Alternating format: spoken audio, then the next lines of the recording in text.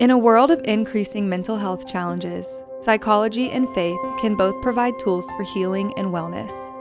This is the idea behind Journey on My Mind. Each episode, our panel of pastors and therapists sit down together to share their experiences and insights on the modern world's mental health issues: depression, loneliness, aging, addiction, and so much more. Join us now as we explore what it means to thrive at the complex intersection of spirit and psychology.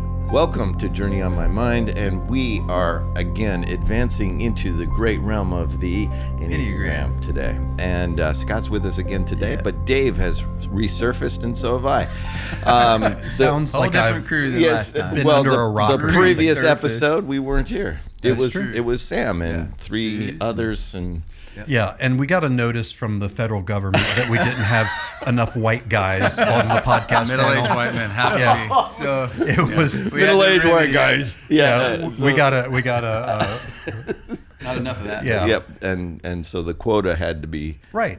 Fixed. We had two women last time, so we had to balance it out. and Sam. We had Sam. Right. I don't know what that means, but We never know. either. We I don't know either. what any of our I have podcast no idea. Yeah. discussion means. But we're glad you're here. Thanks Yeah, for coming. thanks. We are Scott, glad. by the way. I'm glad Thanks, to be thanks here. for coming, Dave. Glad you're here too. Sam? You're Hey. here. Hey. Hey, whoa.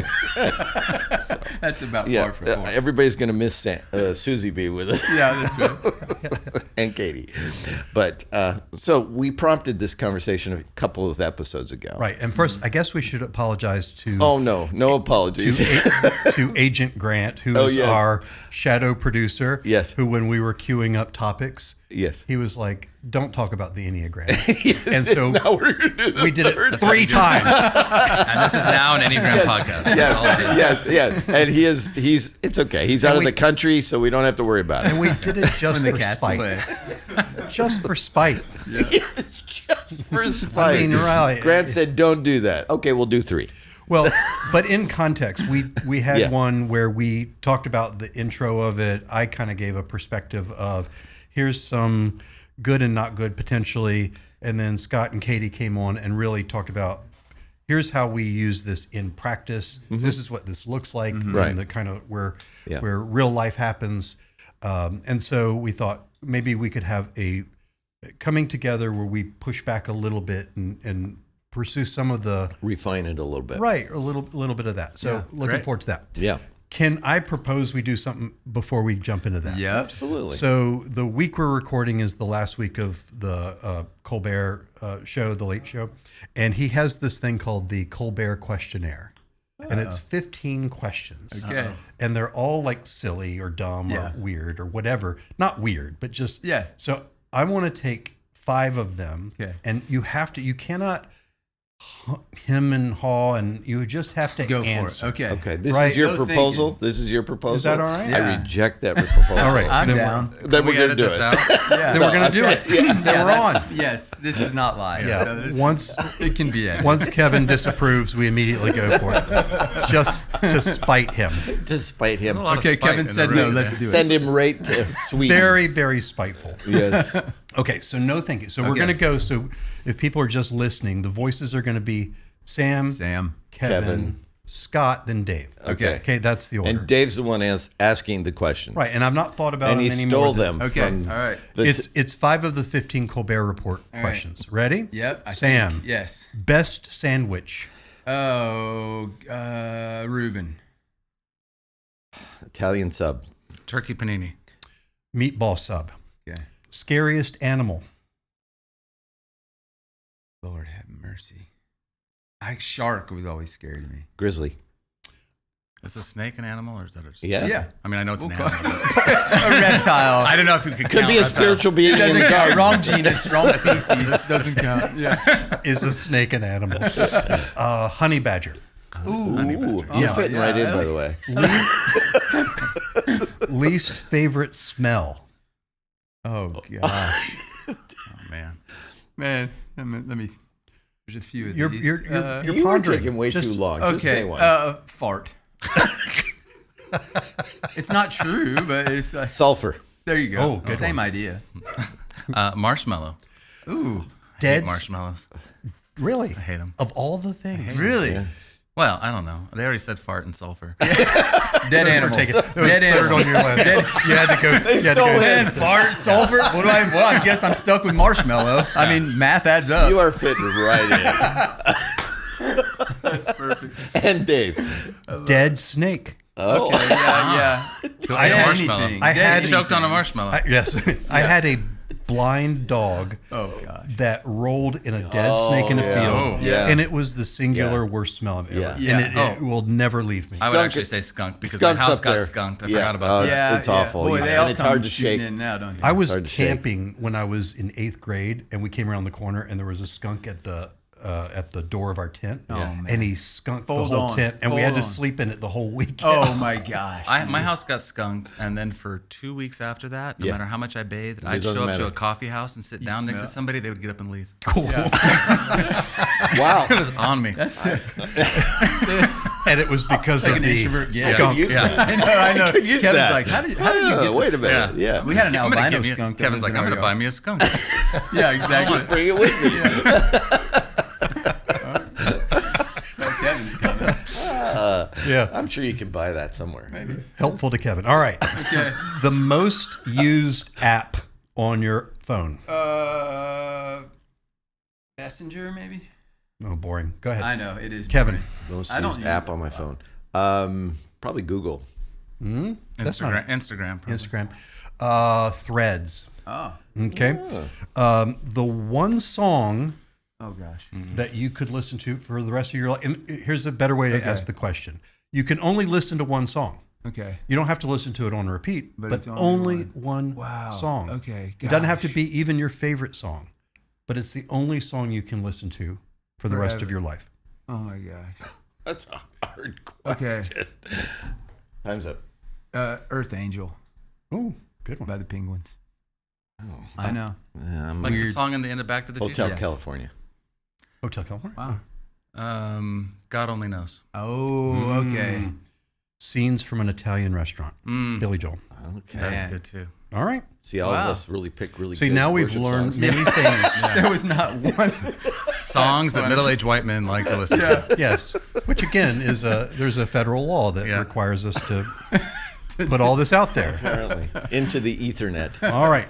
Yes. Before we dive in, Okay. There's Samuel, a shout out. There's Yeah. a shout out. you got a shout out. Oh yeah, we met a couple, Gary and Kat. Yes, Martini this Yes. weekend. Cheers. Yes, cheers. Shout out. Cheers to the Martinis. Dan Martini's mom and dad. It was awesome to hang out with you guys, and it was just a lot of fun. They were just From Yeah. Dallas, from Texas. Dallas, Texas. Yeah. Yep.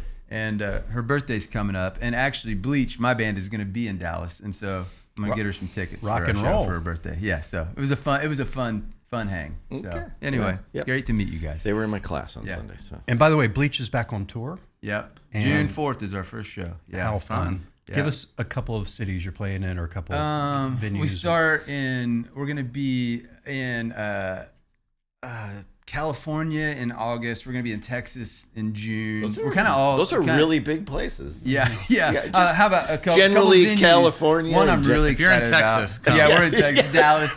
We're playing like House of Blues in San Diego. Oh, we're like playing. you're in one of the cities Yeah, in yeah, California. yeah. Oh, okay. That helps. My one I'm really excited about is it's a bucket list venue. It's called the Troubadour Yes. in LA. yeah. So we're playing that Absolutely. in August. That's yeah. Wow. So I think the Elton John biopic features a big Of the set piece Troubadour? of him in the Troubadour. yeah, So, I mean that's such a classic. It's a legendary venue. So yeah, it's I'm on my really bucket excited list about too. that. Well, Not to come play, on. just to actually Well, you go. come hang out. Come with us. I 100% would. Dude, you're invited. You guys doing Red Rocks by any chance? No. I mean, if we did, we'd probably be doing like somewhere like hidden deep in the Red Rocks. Yeah. We couldn't sell that venue. Okay. That one's a Like big in a one. booth. Yeah, in In a the- booth. yeah. We'd be in Still, the merch I'd area. go. Well, I know. Congrats on Thanks, the on the man. tour. Yeah, we're excited. It's gonna be fun. So Good job. Thanks. I got a chance to listen to last podcast. It's very good. Yeah. So we also want to say thanks to Katie, who Yes. did Yes. a great job. Yeah. Yep. And Scott, and both of Katie's a spiritual director. You're a coach. Before we dive in, I'd love for you to talk a little bit about what the work of a coach is. And I know there are different kinds of coaches, but how you would describe that and what that looks like. Yeah.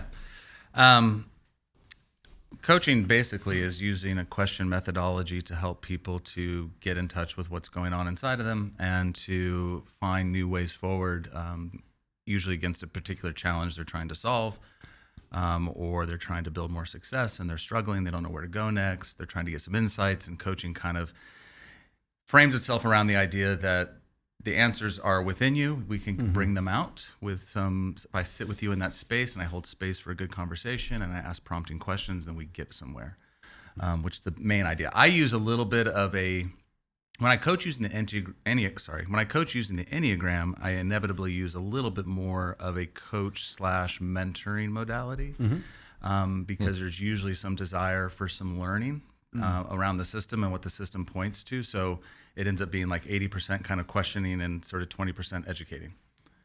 That's awesome. That's cool. How did you get, because you have a pretty successful, very successful business career. How did you get into the idea of coaching? How did that begin for you? Coaching became an extension of teaching. So I've always been interested and focused on helping people develop, build self-awareness, become more effective at what they do, have teams. I was interested in why certain teams function really brilliantly. Some teams struggle. So I've been designing and delivering a lot of content to help teams from a facilitation perspective.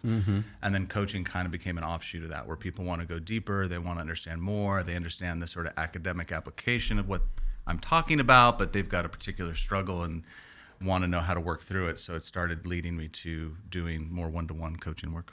That sounds great. All right. So to cue this up, this is something that is maybe possibly a very dumb idea. Okay. So pass on it. And by the way, this podcast is just full of dumb ideas. That's when I'm on it. That's why I'm here. When I listened to you guys, I was like, oh, that's like smart ideas. And now it's dumb ideas. Not Dave. Not true. So Wonderful. So I want to ask you if it would be helpful. One thought I had is to take a pop culture thing and talk about the characters in them, just as a way of people, because we have a shared experience with those characters of saying, okay, this person would represent this kind of type. Okay. Is that, and you said that you like Seinfeld. Is that something we can do, or is that? We can try. Okay. I know I'm sort of putting you on the spot with it. Well, but is that helpful, or should we just bypass that? Well, it can. But let's try. Okay. So It's either that or Winnie the Pooh. You said you like dumb ideas, so let's have some. Yeah, let's have some fun with some ideas. So, Might be and brilliant. the reason I'm bringing it up is because it might be a way of people saying, oh, that character I'm familiar with, and so it's a shared kind of experience that we all have, or that a lot of people have. And I know Seinfeld's old. So again, if you're old white under Old white guy, shut up. 40, then we apologize. Yeah. Our demographic just fast got older. forward to the other stuff. We could talk about The Office. There you go. Okay. Or both. Which one you want to pick? Well, you'd probably prep for Seinfeld. I just the characters. I don't even. Oh, okay. You want to do? Let's do Office. Okay. Let's start with Steve Carell's character, who is why am I blanking on his name? Michael Scott. Michael Scott. Right. Okay. Yeah. Let's just do three or four of these characters. My asterisks next to this is that these characters are written by about 14 different writers, and probably they present certain ways, but doesn't necessarily mean that we know all that's going on that's motivating them, which I'll always come back to with the Enneagram, because it's I resist typing people, because you might present a certain way, but I don't know the internal workings. Yeah. So that's my... Yeah, we got you. Yeah, okay. Yeah. That's interesting. Yeah. Just in case there's Enneagram police Asterisk. listening. The Enneagram police. Yeah. I would say Michael Scott. Now, I've heard people say 6 for him. I think he's a quintessential 2. And then describe what that means. So That's interesting. He's so relational oriented, and his focus of attention is wanting to be liked. And 2s fear not being liked. Most of their strategy is to engender people to them, to please them in some way, to meet a need in some way. I remember there's an episode where Michael Scott was asked, would he rather be feared or loved? And he said, I want people to be afraid of how much they love me. That's perfect. That's cool. That feels like 2. All right, that's How perfect. much they love me. I relate to Yeah, that. I relate to that. I relate to Perfect. that. Quote. Yeah, that. All right. Yeah. Dwight, That's fun. Oh, Dwight. Dwight's a tough one. He always struck me as somewhere between an 8 and a 5. Okay. And describe those two types and what they mean. So 8s are a little bit less concerned with what people think of them. They're very kind of, when they're not in a healthy space, they can be a little bit more about vengeance and, bucking the system and kind of just doing the things that they want to do the way that they want to do them, right? They feel like they know the right way, and anything else that doesn't align, they'll run over you. They don't care. Like what you think is dumb, maybe like, again, a not healthy space, not a very aware 8. There's also this element of him that had moments where it felt 5-ish. Now 8 and 5 are connected by an arrow line, so there's some natural movement there. They both do share an orientation towards wanting to be very independent. And so there was times when I thought he's a little 5-ish in terms of his level of knowledge about something, because not all 5s are super knowledgeable about everything, of course, but when they do know something about something, they usually know a lot about that something, right? Okay. So there was moments then I think the character where he definitely would, showcase his deep knowledge of something. Whether or not it was true, I don't know. Yeah. But like, he would try, yeah. Good. That's a good caveat right there. Yeah. Good one. All right, 2 more. Okay. Jim. I think Jim's a 9. And what's that mean? Okay. Edwin went, He reminds me of Edwin a lot. It reminds me of Edwin. Yeah. I don't sort like, of true. actually, I said that so instinctively, and I don't even know why I said it.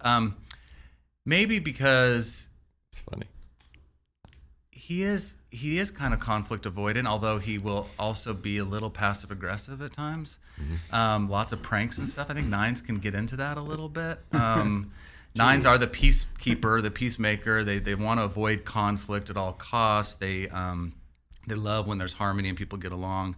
But they are in the center of the body triad, which does share that common experience of like an undercurrent of anger. But 9s don't want to show that, and they're kind of in denial about it. And so sometimes I think even in the way Jim would play tricks on Dwight or whatever, it was like a little bit of that anger leaking out, but in a playful way that you couldn't really get too mad. It was funny. It was humorous. It was light. That's cool. It actually made people like him in a way too, right? It was almost this that brought the office together a little bit. Awesome. Would that be like an ulterior motive kind of in that, like how that shows up, or? Yeah, it's could be. Yeah, I think it's just this. It's this indirectness. It's this, like, I don't want to get really direct with anybody. Okay. So indirectly, you'll Kind of see splash these things. around. Yeah. Okay, that makes sense. Yeah. But again, I am on the spot and I'm making. I know. No, it's cool. I think it's really fascinating. And we're just using this to kind of reintroduce some of the types and the Totally helps characteristics. to your point, connect dots. So, do you want to do Pam or somebody else? You want to pick her? Can we do Angela? Angela. Let's pick Angela. That's a good one. Angela to me is the quintessential one. And probably we Which didn't get into means what? subtype. We didn't get into subtypes, but I think she's the subtype of what we call the 1-to-1. So there's a self-preservation version of each type, a social version of each type, and a 1-to-1 version. Yeah. I think Angela's the 1-to-1. So 1s are the perfectionists, the improvers. They have a very high internal standard about what's right, what's not right. Usually a louder internal critic. They hold themselves to such a high standards that they can kind of beat themselves up. Now, however, the 1-to-1 subtype is a little less that internal beating up and a little bit more out there in terms of what you should be doing, right? Like they're more the reformer. Like I see what's wrong out there and you should do it this way. And well, if you did it that way, and guess what, Kevin, if you were smarter, then you would do this. It was a lot of that like picking at that felt very like a subtype of the 1-to-1 one. Nice. Very I need to know Kramer from Seinfeld. I was waiting. I know that one. I can that one. I'm like, what do you think, Kramer? 7. That's what Is that what you thought? Would you guess? I would guess a 7, especially because he just doesn't want any limitations, right? Everything's a possibility. Everything will work out, and if it doesn't, he's just on to the next thing, right? It's the idea of stuff that stimulates him more than executing anything, right? Yes. Like we can make our own pizza pies, and we can, and I'll fill a giant ball with oil, and I'll drop it off a building, right? And I'll turn my apartment into a smoking. Yes. And then he turns gray. Yeah. One of my favorite episodes. Very well done. For being awesome. on the spot. Yeah, I would say fantastic. Yes. That is awesome. Very Nicely good. done. It's fun. Really good. Okay, so let's kind of pose a series of questions or pushback on it. Okay. And I want to, before I say that, I don't want to frame this as I am antagonistic toward the Enneagram. I loved your discussion last time. I 100% buy that it has a lot of benefit and utility. So this is not in the spirit of we're trying to tear this thing down, but more of just pushing back on what are these questions or concerns. Some of them were already either partially or mostly answered. Some of them overlap with each other. Okay. So is that fair? Yeah. Sure. All right. That's awesome. So I'm going to lead with a tough one. Okay. All right. Start with the tough one. So, I thought. and Throw you right in. I thought Dwight was the Deep tough in. Deep in. Dwight was You're the in the tough deep one. end. Yeah. And this may not be tough because you may say, I'm framing it as a psychologist, and that's not relevant to how you frame it or relevant to the practice of it. But as a psychologist, when we look at things that measure aspects of personality or type, we want things to be both reliable, meaning that they're consistent over time, and also valid, meaning that what we say we're measuring, we're actually measuring. And most of the research, as I understand it with this, is a little squishy with the Enneagram. Like people might take it once and get one type and take it again and get another. There's not a lot. I'm not trying to say there's not at all, but the reliability on that's a little squishy. And then the validity is where when you put this all in sort of a statistical stew, with a meta-analysis or whatever, the types sort of bleed into each other or they don't hold up. So what is your response to those concerns or those questions? It's great questions. I'd start by saying most of the tests online have not been statistically validated, and I spend a ton of time in my workshops undoing bad results. Wow. Okay. So I don't know all the tests that are online. Yeah. I am not impugning any one test. I don't know. But there's only a couple in the world that I actually trust in terms of the rigor that they've gone through to sort of make them reliable. And the tests that I use, and it costs money to do those tests, and most people don't do that. And they say, hey, I went online and I did this, and this is my result. And then they try to filter everything through that result, and they're like, this doesn't make sense to me. Huh. That's interesting. So the tests I use, I find in my practice, it gets people right about 99% of the time, and most of the time if it gets something wrong, there's a reason for that, and we usually can get to it. Tests are only one way to determine. I always say actually it's not the best way. The best way is to learning and understanding about the types, and then starting to observe your own life and see what you naturally start to pay attention to and kind of what your patterns are, right? I think that's the best way. Tests can be a data point, but they should be held lightly. And you should use very, very statistically validated tests. Can I say something? That's interesting because it's common. You do hear that, like, well, I took this test and I was this, and then and that makes a lot of sense that if it's just willy-nilly kind of out there, all kinds, that, you're going to get different results. And a lot of the tests just don't give you enough depth. Okay. I mentioned at a high level something called subtypes. Oh, yeah. Right? So really there's more than 9 types. There's 27 types. Okay. Right? There's 3 versions of each one. And this is, we don't have time to go down this trail too far. But if the subtypes are formed by something called, we have these like dominant instincts, like self-preservation, social, or the one-to-one, and we could explain those in a bit if you want to. But the dominant instinct, all of us have like a sequence that we use those instincts, and the dominant one kind of goes through a merging. I'm trying to blend words together that aren't English. A blending, a It's merging. sort of like an alchemy. We do that all the time. An alchemy. With See, the type. you came up with the even better word. And it creates something called a subtype. And then you've got this sort of order of the instincts, and then you have a repressed instinct, and all that to say, if you look at all the possibilities of expressions, you end up with sort of 54 different possibilities. So it's layers and layers and layers. So it also makes sense to me when something's trying to be tested around 9 core features of a type. And why do these 3 9s look so different from one another if they're all 9s? It's like there are answers and reasons if you get into the layers of it. But in the sort of high level understanding at cocktail party conversation approach to Enneagram, we don't usually get to that depth. And I've not actually seen any challenge to the validity of the system that started with the right premise. So they're looking at like, I should see consistencies in presentation or how somebody's is experienced. And I'm like, well, at the end of the day, the tool is about what's motivating you. And that's a harder thing to measure, to get underneath and find consistency in what's motivating something, all that stuff in the interior world. So I think I said this last time, when it is a personality assessment to an extent, but it's not really a personality tool in the same way that you would look at like the big 5 personality metrics or like that. It's not really trying to do that. It's been redacted to that. And when you use it that way, you will find problems. When you understand it as like a perpetual focus of attention and the things that sort of distract us and what we pay attention to and how what we pay attention to determines what we miss, those kinds of things, I think some of the challenges to me kind of evaporate and don't become that important. That's awesome. Good. Yeah. This is a follow-up, and it's an overlapping question, and I'm asking for a friend. Not that this is me or anything. No, yeah. So when Well, we're not friends, so he's not asking for me. there are people like me I've talked to that when I either will take an Enneagram test or talk to people that know it well and might even use it in their work as a coach or as a counselor or whatever, I've probably gotten 5 kind of people, like 5 answers to what is your type, right? It might even be more, but I think it's at least 5. So someone who knows me decently well, who's a counselor, does this professionally, says, "Oh, you're definitely a blank," and then someone else says this, and I get it. And so I've talked to other people like that. How do you respond to that? Like, what is a way to think about that?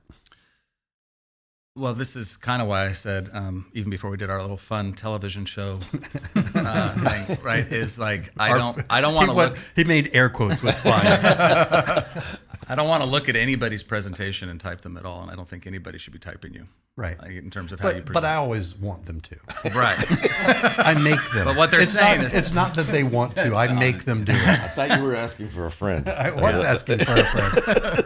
So they're saying, based on how you present, this is some stuff. So what I usually say is, based on what I've gotten to know in you, I would research this type and this type and this type. And then I'd let you go down a path of discovery. Like, let me really read about what's motivating that type and all of that and see what feels true. It's not uncommon for people to wear a hat for a while, like, oh, I think I'm a 4, and I wear that hat for 8 months, and I go, that's not it, right? And I find actually the neighbor to the left or to the right, type 3 was my type or something. So it really does. It's a much more challenging endeavor than other typologies, because sometimes you really have to spend a considerable amount of time sitting with it. It took me at least 10 months to find my type. I put on a few different hats. And that's because, I ended up being a 3, but I dismissed that one kind of right away because, again, I'll mention subtypes, because everything out there that I had read was talking about a very specific type of 3, like a social 3. Talk about what a 3 is just for a second. So a 3 is known as the achiever, the performer. They're at the center of the heart tribe, but they use actually emotions to read rooms, understand what success looks like, and then subtly adapt to become the best representation of that room and impress people and achieve their goals. They're very oriented towards achievement. They're moving away from a core fear that, separate from what they achieve, they have no real worth. And that's often very, very unconscious, right? I think of the Andre Agassi story, right? He's a famous tennis player. I was going to say, yeah. And he got to the end of his career and he said, I hated every minute that I played tennis. And they said, well, why did you play? He said, because my father didn't know where his love for tennis ended and his love for me began. And I'm like, that's a 3. Yeah. What a story. And now he's a pickleball player. Yeah. So 3s, that's 3s. 3s will do what the measure of success looks like in their community, and they'll do all of that. And you were talking about how, for you, it got obscured a little bit. Well, yeah. So a social 3 is the most obvious 3. They're the ones that want the limelight. They want to stand up on stage. They want to give the toast. They have that social orientation to, like, wanting a lot of people to be impressed with them. But if you're a self-preservation 3, now we didn't talk about what that means, but it's a type of 3 that has a more concerned with, a little shyer, a little more reserved, a little bit more, less desiring of the stage. Or if you're a 1-to-1 3, you're also more using your 3 orientation in one-to-one relationships and less on the main stage. And those things weren't readily available into the content I was reading early on. And so I didn't think I was a 3 for quite a while. I thought maybe I'm a 1, maybe I'm an 8 at times or whatever. So I would say the long answer to your short question is it really does require, and not everybody wants to do this, for many people whose type isn't immediately obvious, you need to spend a lot of time actually getting into all of the content to see what actually feels truest. Mm-hmm. Well, it's interesting because for me, mine's always, no matter what test I've took, it's always shown consistently 2. Yeah. And so, why would that be?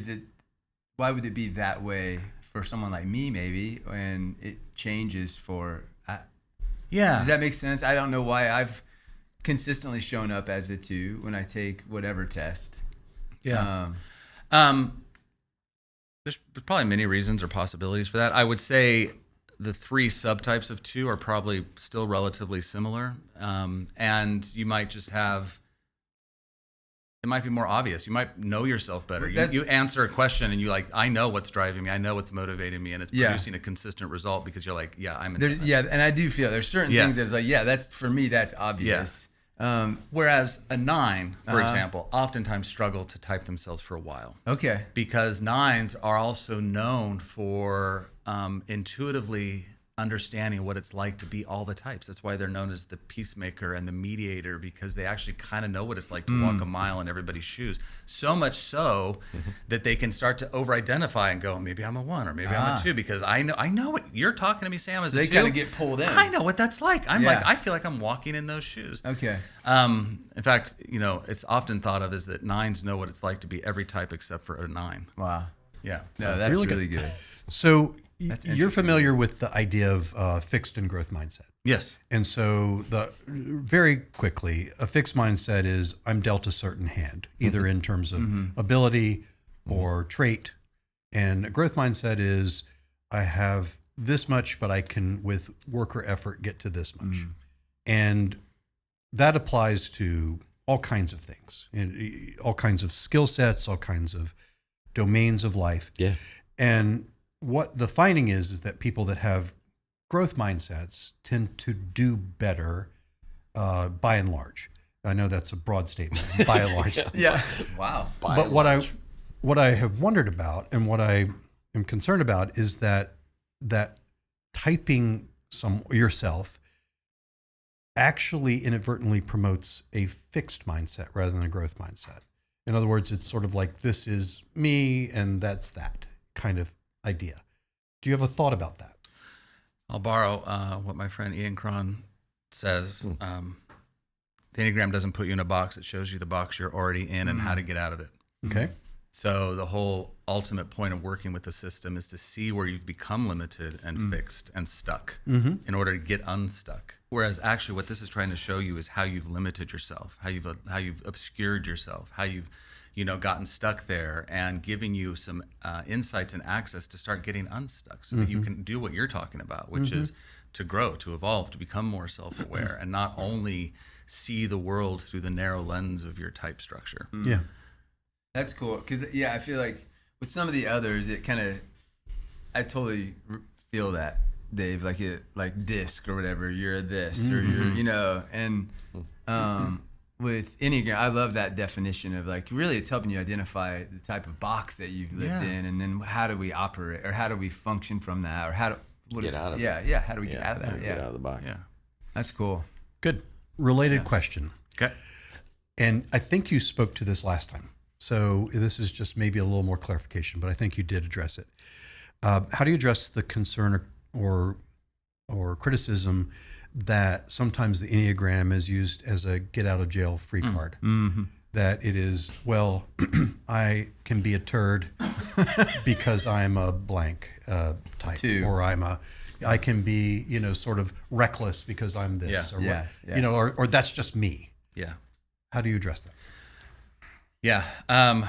It's actually a starting point of every time I teach the Enneagram is to talk about Enneagram ethics. And the starting point is never weaponize another person's type against them to start, right? To like, Sam, quit being such a 2, right? Like, I don't want to do that to you, right? I want to stop. We talked about this last time, right? Yeah. I wanted to invoke more curiosity versus an assumption that I understand you because I can describe what a 2's like. Yeah. But I want to know more about like what your experience is with your own needs and meeting the needs of other people and all of that. So there's that sort of starting end of it. And then the other end of the ethics conversation is not to justify bad behavior because this is how your type has been described, right? Usually when we're describing type at the beginning, we're actually describing the kind of the more egoic part, the sort of stuff that's the less fun, stuff, right? So we talk about like an 8's intensity or a 3's chameleon-like behavior, right? The only goal is that going back to what we said earlier, is it should start to build self-awareness and us to become a healthier expression of ourselves with more access to more optionality. If we use it to only then sort of learn some new adjectives about ourselves that we can then excuse bad behavior, then we've completely misused it. That's good. Yeah. Yeah. Cool. So I think as we go, I just have a couple more. Yeah. I think we're narrowing actually because you're addressing a lot of the things that are embedded in the other questions that I have too. Okay. So there's a concept in therapy or counseling that is called the premature focus trap.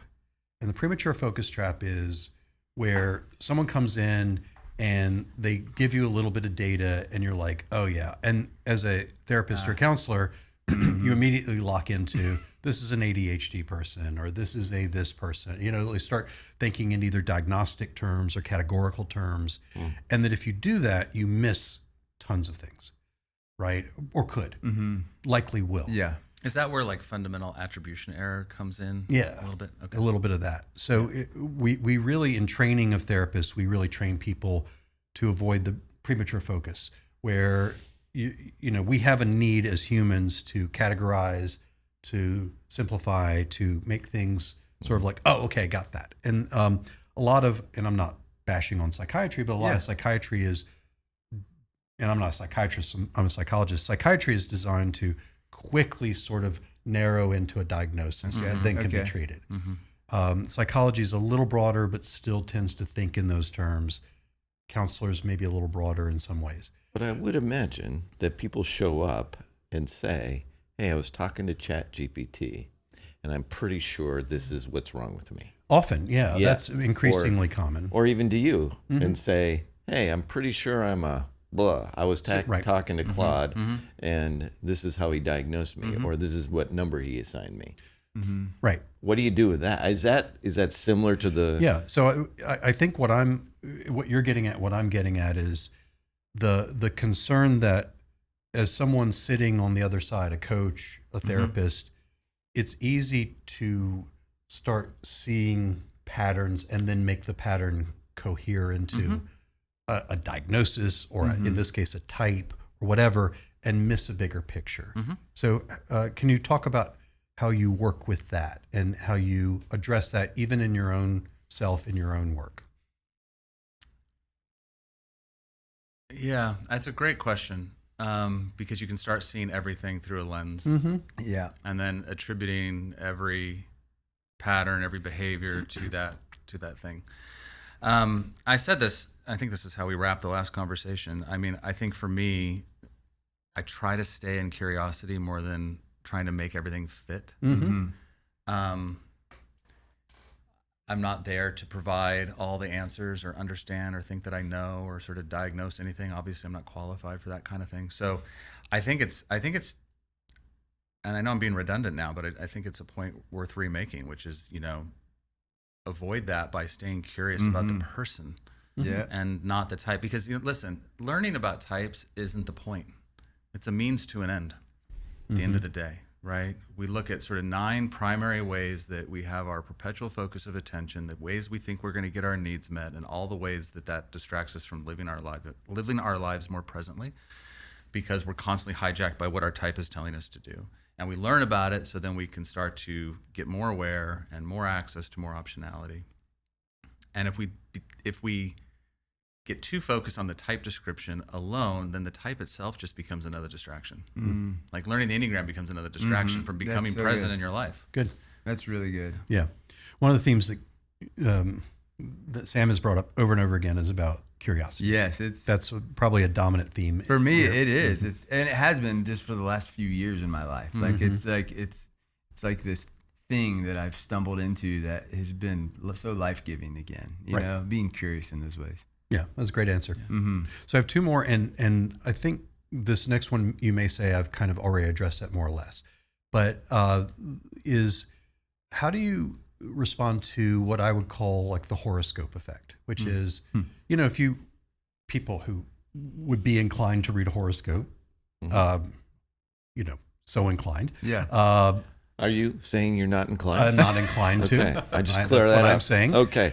But you would read a paragraph and it would have, you are a person who likes to take charge and you're a person who enjoys the company of other, you know, and all these things. Yeah. And let's say 60% of it is more or less true. Right. You're like, yeah. And you're filtering out the other stuff, right? So you're filtering out The other 40. the other 30, 40%, but Yeah. you're going, yeah, that's right. And then it all of a sudden becomes true. Right. Because you have this selective filter.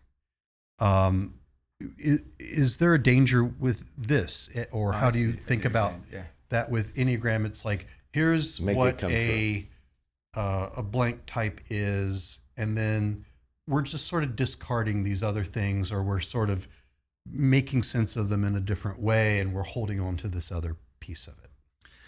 Yeah, well, I'd start by saying, you know, just to be really clear for a listener, it's definitely not a horoscope, right? It's And let me not No, I know you're imply not saying that it is. Yeah, because it was developed by PhD level psychologists in its modern sense, right? This is a tool of psychology, and I think it has spiritual applications as well, which is why it's such an interesting conversation, right? I think it's a psycho-spiritual tool at the end of the day. Yeah. Yep.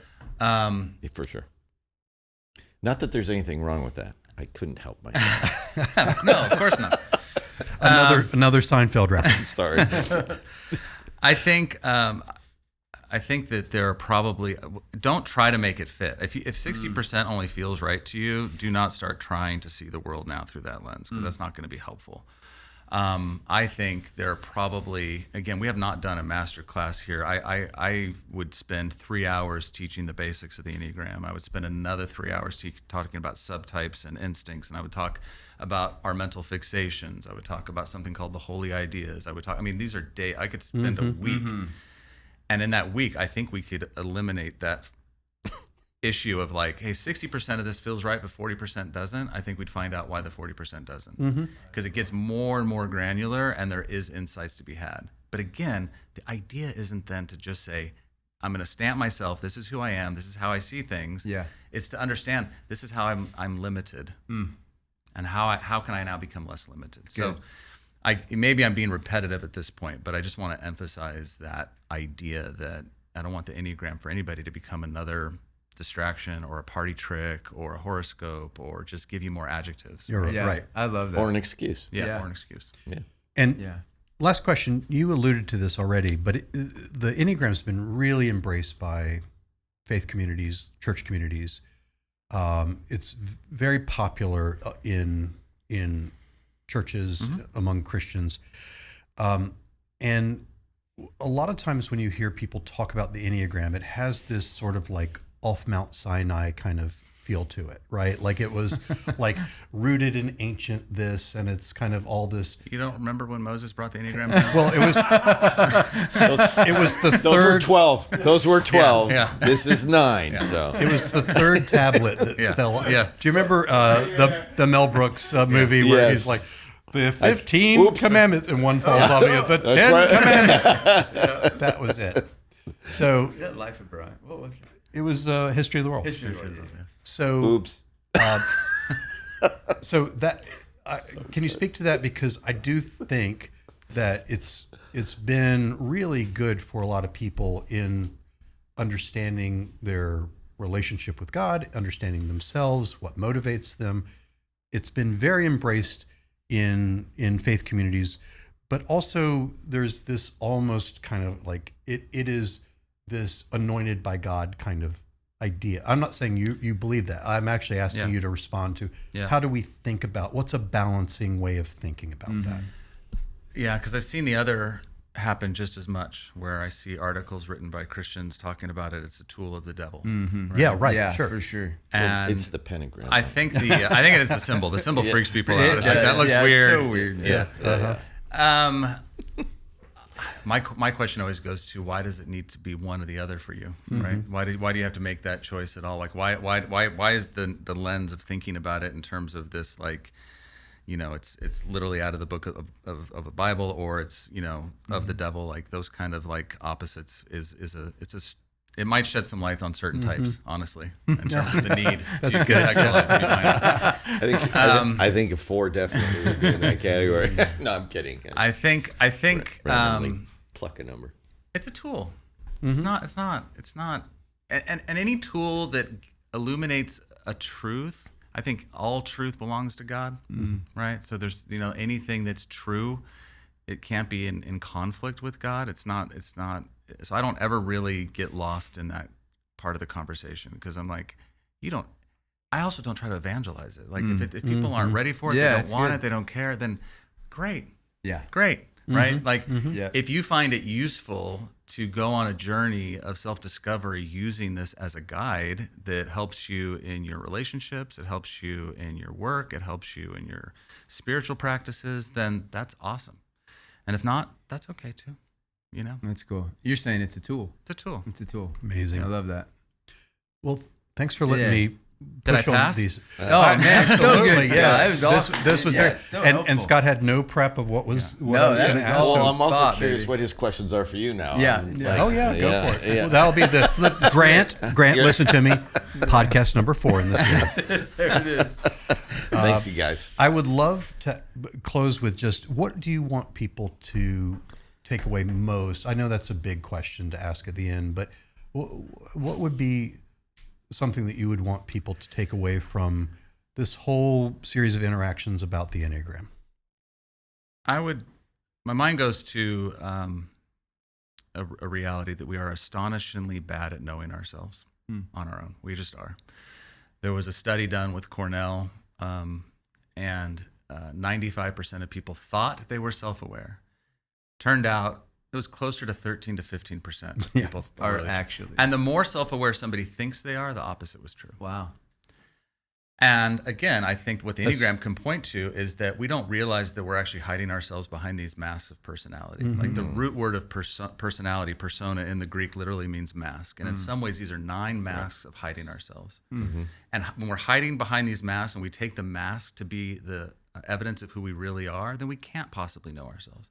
So when somebody says to you, I need more of this or less of this, then you keep trying to adjust the mask and the presentation to meet your employer's expectations, your spouse's expectations, but it's not sustainable because you don't know why the mask is there to begin with. You don't know why you do these things.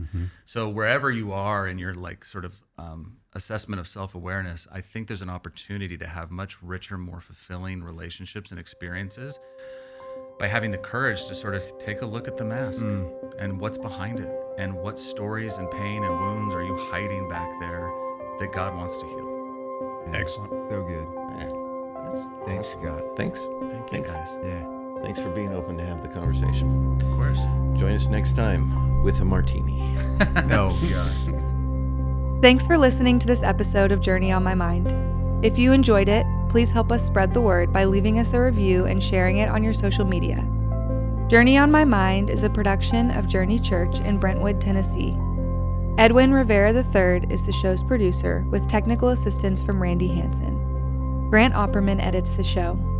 If you have a suggestion for a future topic or a question, you can text us at 615-861-9503. And if you would like to talk to someone about spiritual or mental health issues, you can email our care pastor, Sam Barnhart, at sam@journeytn.com.